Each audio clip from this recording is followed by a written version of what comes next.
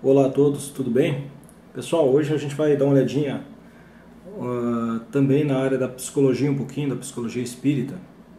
Embora a gente já tenha feito alguns estudos, um ou outro vídeo, a gente tem aqui a obra que chama Espelhos da Alma, uma jornada terapêutica, do Núcleo de Estudos Psicológicos Joana de Ângeles.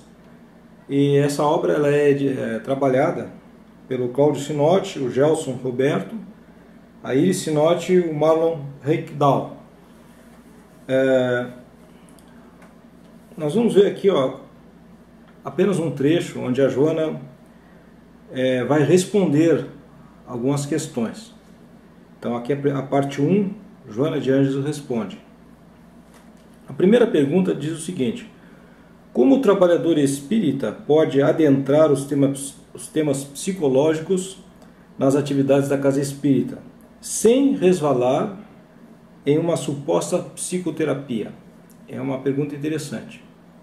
Antes de nós vermos aqui a resposta que a Joana vai dar, nós vamos lembrar que Kardec iniciou o trabalho na doutrina espírita com o Jornal de Estudos Psicológicos, não é?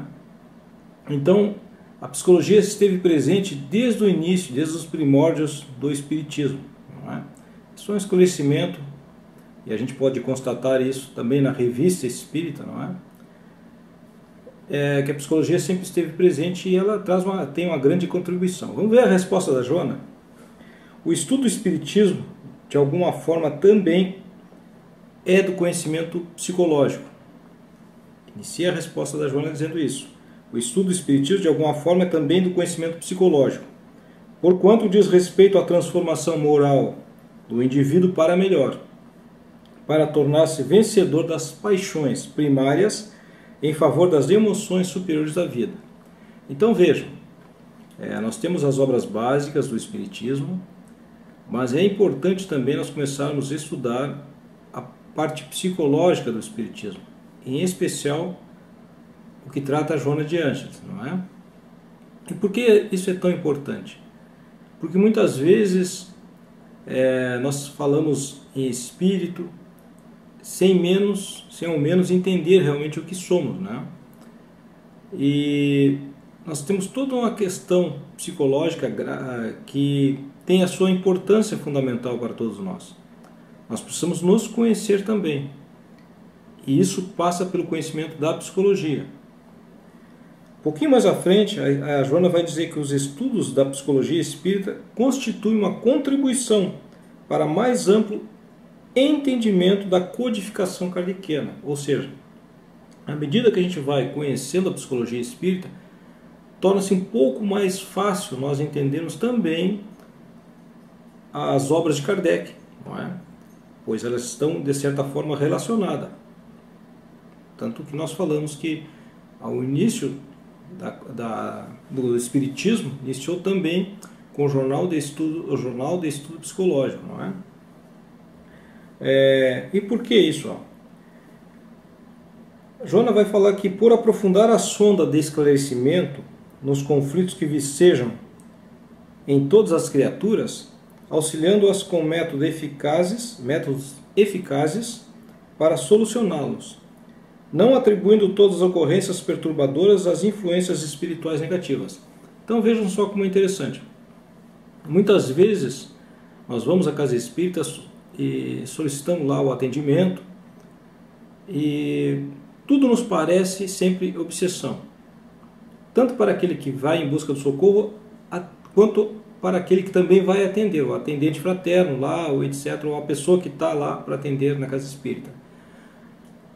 O conhecimento da psicologia ele é principalmente importante para quem faz atendimento fraterno. Isso sem sombra de dúvida. A pessoa que faz atendimento fraterno deve estudar psicologia, em especial psicologia espírita. Porque senão, qualquer dificuldade que surja em alguma pessoa que vá à casa espírita em busca de ajuda, levando as suas dificuldades, num primeiro momento sempre vem o diagnóstico, né, de obsessão. Sempre obsessão. Enquanto que, quando nós temos o conhecimento da psicologia, nós podemos identificar de pronto que aquela perturbação vem da própria pessoa, da sua maneira de se conduzir, da sua maneira de ver a vida, do seu entendimento ou não das questões espirituais. Muitas vezes o problema está somente na pessoa, não tem nada a ver com obsessão, não é? E nós tendemos sempre a querer facilitar as coisas, não é? Já de pronto dizer, não, isso é obsessão, é um espírito obsessor, etc. Quer dizer, os espíritos sempre acabam levando o peso, não é? Carregando o peso da culpa, não é? E muitas vezes não é assim. Então é preciso conhecer a psicologia, não precisa ser formado em psicologia naturalmente, mas nós temos que ter um mínimo de embasamento psicológico para fazermos atendimento fraterno, né? E também as outras atividades da casa espírita. Precisa ter um pouco de conhecimento da psicologia para poder discernir entre, por exemplo, um processo obsessivo e uma dificuldade que seja da própria pessoa, não é? A Joana vai dizer que muitas vezes essas influências espirituais são nossas mesmas, os nossos demônios que nós carregamos, não é? Ou seja, tudo aquilo que alimenta o nosso ego de forma negativa. Então nós podemos ter um ego perverso ou sonhador, como vai dizer Joana, dinâmico ou preguiçoso, alegre ou angustiado. Depende do nosso estado de espírito.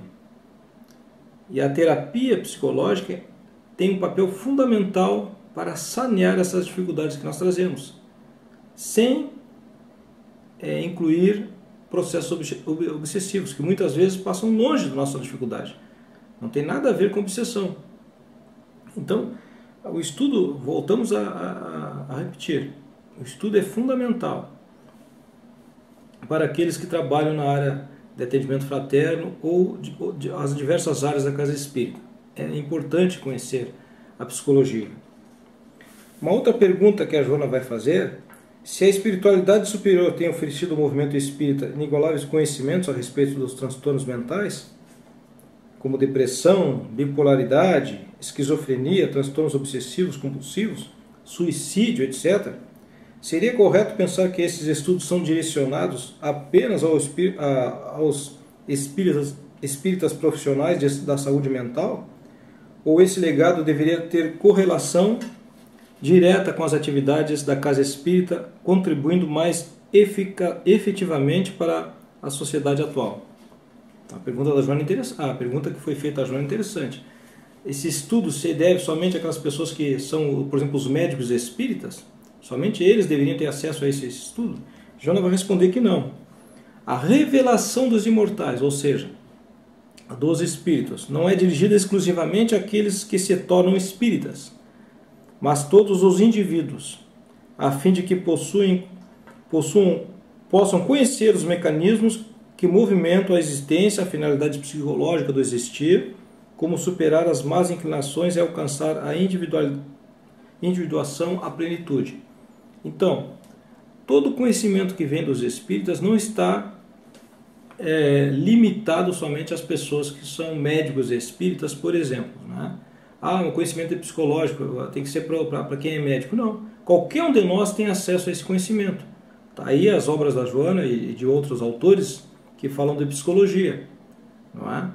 E um detalhe importante: não sendo nós profissionais do meio acadêmico, científico ou médico, nós podemos sim estudar, devemos, e no momento que nós assimilamos o conhecimento psicológico que nos chega, vejam que interessante, fica muito mais fácil eu mesmo efetuar uma autoterapia, não é? Eu não vou desconsiderar o apoio médico quando se trata de algo grave, mas naquelas questões menores, aquelas questões que estão ao meu alcance solucionar, por que eu vou terceirizar para os outros?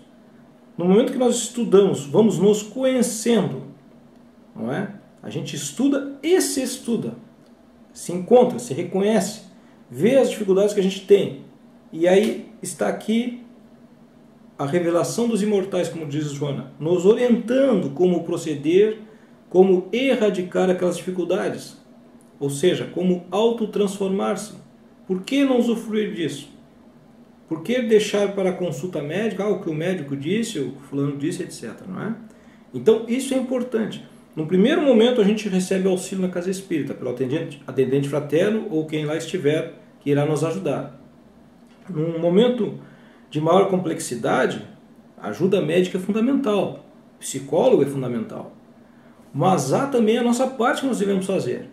Se eu posso estudar a questão psicológica, eu vou encontrar as respostas para as minhas aflições. Quem é o maior interessado em melhorar-se, em ser feliz? Não sou eu? Não somos nós? Por que deixar isso para os terceiros resolver? Não é? Não. Nós mesmos podemos sanear a nossa casa mental e melhorarmos como processo, como integrantes desse processo evolutivo no qual estamos inseridos. Então a psicologia espírita está ao alcance de todos nós, basta que nós desejamos e queiramos estudar, conhecer e aplicar, que é o mais importante ainda, em nós mesmos, primeiramente. Quem sabe no futuro a gente não terá condições de ajudar aqueles que estão naquele momento lá nas mesmas condições que nós outrora nos encontrávamos. Então tudo isso, todo esse estudo, todo esse manancial de conhecimento psicológico e espírita que está ao nosso alcance, é importante para todos nós buscarmos, conhecermos e aplicarmos, sobretudo a nós mesmos, primeiramente. Hoje nós encerramos por aqui. Há muitas outras perguntas que esses 4 profissionais fazem a Joana de Ângeles nessa obra aqui.